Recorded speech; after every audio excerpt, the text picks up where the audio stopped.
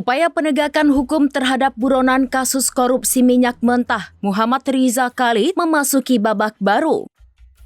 Polri melalui NCB Interpol Divhubinter resmi mengirimkan permintaan penerbitan Red Notice ke markas besar Interpol di Lyon, Prancis.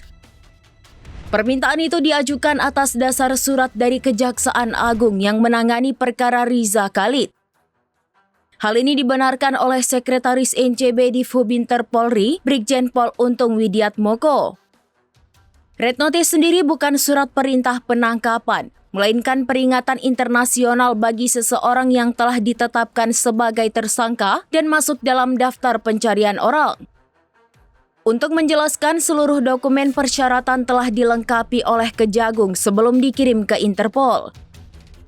Saat ini pihaknya tinggal menunggu hasil asesmen ketat yang dilakukan dua otoritas Interpol, yaitu Commission for Control of Interpol's Files atau CCF dan Notices and Diffusions Task Force atau NDTF.